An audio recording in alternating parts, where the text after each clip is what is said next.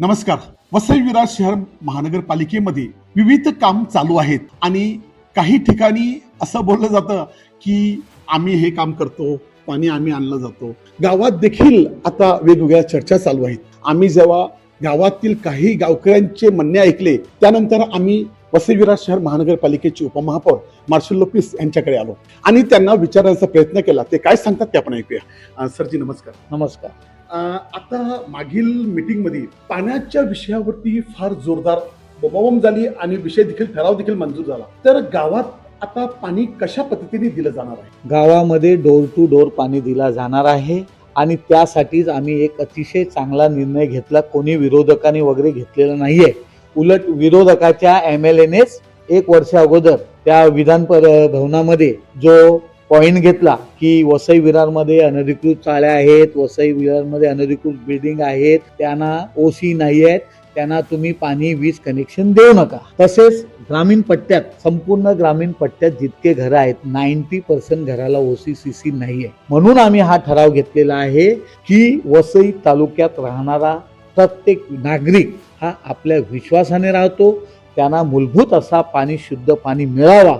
म्हणून मागच्या महासभेत आम्ही हा ठराव घेतलेला आहे की प्रत्येक, मग तो चाळीवाला असू दे की अनधिकृत बिल्डिंगमध्ये असू दे, त्याची कदाचित बिल्डरांनी फसवणूक केलेली असेल, परंतु राहणारा नागरिक ह्याला आपण शुद्ध पाणी द्यायला हवा आणि या अनुषंगाने आम्ही तो ठराव घेतलेला आहे. जर 69 गावामध्ये पाणी देणार नसाल तर हा काय आहे?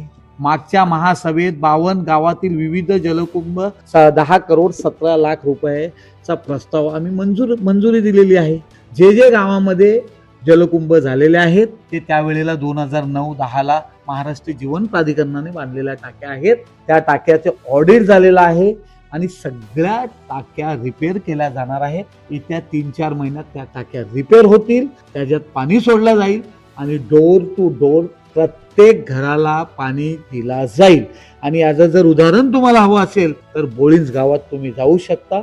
आम्ही डोर टू डोर ज्या व्यक्तीने मागणी केलेली आहे त्यांना पाणी दिलेलं आहे. कारण आता काही ठिकाणी जलकुंभ बनवलेले होते, वर्षानुवर्ष पाईपलाईन टाकली जाते, म्हणून काही विरोधक असं एक भ्रमित करत असतात, असं त्यांचं म्हणणं आहे की पाणी बोलतात पण पाणी कधी येईल त्याचं काही अजून काही ठाण पत्ता नाही. त्याबद्दल तुम्ही काय सांगाल? आम्ही तर स्पष्ट सांगू, 1.5 वर्षात तुमचे आमदार आले, तुम्ही पाणी आणू शकलं का? आज आम्ही बसलेलो आहोत, आमची बॉडी आलेली आहेत. गेल्या 3 महिन्यात बोळींज, उमराळे, नानबाट प्रत्येक गावात स्टँड पोस्ट दिलेले आहेत. येत्या 4 ते 5 दिवसात 10 गावामध्ये स्टँड पोस्ट अद्याप दिले जातील. वटार, जलाडी, अंजेरी, सोजाळी, वाघोली, नाळे या सगळ्या गावामध्ये आम्ही सध्या स्टँड पोस्ट देणार आहोत आणि जशा टाकीचं काम पूर्ण होईल डोर टू डोर नागरिकांना पाणी मिळणार. आता पावसाळा अगदी जवळ आलेला आहे. आता वसई काही ठिकाणी खोलगट भाग किंवा ज्या ठिकाणी हॉटस्पॉट आहेत पाणी जमण्याचे, अशा ठिकाणच्या रहिवाशांच्या मनात धाकधूक चालू झालेली आहे. त्याबद्दल तुम्ही काही कामाला जोर किंवा गटार साफ करणे आणि त्या व्यतिरिक्त काही तुम्ही काम हाती घेतलेलं आहे का? नाले सफाईचं काम गेल्या 10 दिवसापासून अगदी जोरदार चालू आहे. तुम्ही प्रत्येक ग्रामीण भागामध्ये बघा, कमिशनर फिरतायत, महापौर स्वतः फिरतायत, मी स्वतः फिरतोय. ज्या ज्या ठिकाणी आम्हाला अडचण दिसते त्या ठिकाणी पॉकलॉन लावले जातात, JCB लावले जातात. या वर्षी आम्ही एक वेगळा प्रयोग करतो. जे मधले नाळे आहेत, ज्या ठिकाणी JCB जात नाही आहे, ज्या ठिकाणी पॉकलॉन जात नाही, मॅन्युअली एक वेगळं टेंडर काढलेलं आहे आणि मॅन्युअली 20-25 लोकांची टीम त्या नालात शिरणार आहे. ते नाले साफ केले जाणार आहेत. अतिशय चांगल्या पद्धतीने कामं चालू आहेत. आम्ही प्रत्यक्षात जाऊन पाहणी करत असतो. तुम्ही पाहू शकता नाल्याची रुंदी आणि ज्या ज्या ठिकाणी आपले पारंपरिक नाले आहेत त्या ठिकाणी आम्ही सर्वे करून त्या ठिकाणी मार्किंग केलेली जाईल. सगळे नाले रुंद केले जाणार आहे. सध्या एक वसई गाव परिसरामध्ये एक दुसरा प्रश्न हा फार जोरात जोर धरत आहे. तो म्हणजे जी बावखाली होती, पूर्वीची बावखालं ही वसई विरारसाठी एक प्रकारची देणगीच होती. कारण त्या बावखालामध्ये पावसाचं पाणी हे होल्डिंग पॉईंटचं काम करायचे आणि वर्षभर त्या पाण्यातून गावातील विहिरीला पाणी मिळायचं आणि शेतीवाडीला पाणी मिळायचं. परंतु आता बावखाला बुजवण्याचं काम चालू आहे. त्याबद्दल तुम्ही काही ठराव मंजूर करून बावखाला संरक्षण देण्याचं काम करणार आहात? आम्ही, आपल्या सर्वांनाच ठाऊक आहे, गेल्या 15 दिवसा अगोदर आम्ही एक नंदाखाला एक वेगळा प्रयोग केला. वसई विरार शहर महानगरपालिकेमार्फत मी संपूर्ण एनर्जी म्हणजे आपले लेबर असू दे, आपले JCP असू दे, आपले इतर कर्मचारी यांना पाठवून आम्ही 2 बावखाले अगदीच स्वच्छ करून दिलेले आहेत. बावखाले हे महानगरपालिका गुंजवत नाहीये, आपलीच लोक आपल्या हितासाठी आज बावखाले गुंजवत आहेत. ह्यासाठी देखील जर आमच्याकडे तक्रार प्राप्त झाली ते नक्कीच आम्ही ॲक्शन घेऊ.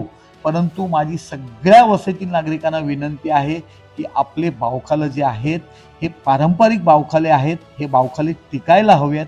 त्या बावखाल्यामध्ये पाणी जीर्ण व्हायला हवे आणि जेणेकरून त्याचा फायदा आजूबाजूला आपल्या राहणाऱ्या नागरिकांना आणि वर्षभर पाणी आपल्याला मोबत मिळू शकतो आणि आपली चांगली शेती देखील होईल. त्यामुळे आपण आपली बावखालं हे सांभाळावीत. बावखालामध्ये भराव करून जर आपण वेगळा प्रयोग करून जर त्या बावखालामध्येच जर आपण काहीतरी वेगळं काम करणार असेल किंवा कन्स्ट्रक्शन करणार असेल तर ती चुकीची आहे.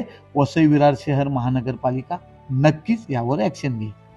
बावखालाचं संरक्षण हे महसूल खात्याचं जरी जबाबदारी असली तरी महानगरपालिका पुढाकार घेऊन सर्व वसई विरार शहर महानगरपालिकेमध्ये जे काही सरकारी आणि काही प्रायव्हेट अशी जी बावखाले असतील त्यांना अजून चांगल्या पद्धतीने ती बावखाले राहण्यासाठी काही प्रयत्न करणार असं दिसते. 100% प्रयत्न चालू आहेत. ज्या ठिकाणी वरनं आम्हाला फोन येतो की आमच्या बावखाला भरणी चालू आहे, आम्हाला बावखाला स्वच्छ करून हवी आहेत, त्या ठिकाणी संपूर्ण महानगरपालिकेची टीम आम्ही देत असतो. मी बोललोच मागच्या ह्याच्यामध्ये नंदाखाली आम्ही दिलेले आहेत, वसईला मला कॉल आले, वसईला आम्ही काही कामचे कर्मचारी दिलेले. जितकं महानगरपालिकेला शक्य आहेत तितके बावखाले आम्ही सफाई करून देणार आहोत. सगळे बावखाले सफाई करून देणं शक्य नाहीत कारण ते प्रायव्हेट बावखाले आहेत.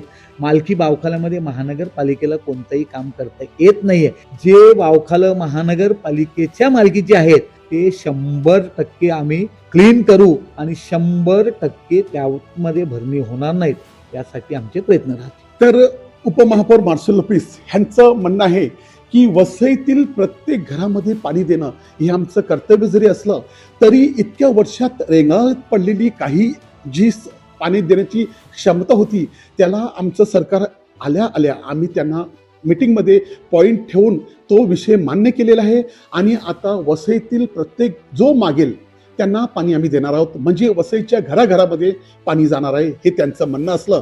त्यानंतर आम्ही जेव्हा बावखालाचा विषय काढला त्यावर देखील त्यांनी सांगितलं की वसईची बावखालं राहावी यासाठी आम्ही पुरेपूर प्रयत्न करत आहोत आणि ज्या ठिकाणी तुम्हाला बावखाल हे साफ करायचे असतील किंवा तलाव हे साफ करून त्याच्यामध्ये पाण्याची क्षमता वाढवायची असेल त्यासाठी देखील आम्ही प्रयत्नशील राहू आणि तुम्हाला मदत करू. वसई लाईव्ह न्यूजसाठी दिलीप डाबरे, अब्दुल कलाम. नमस्कार.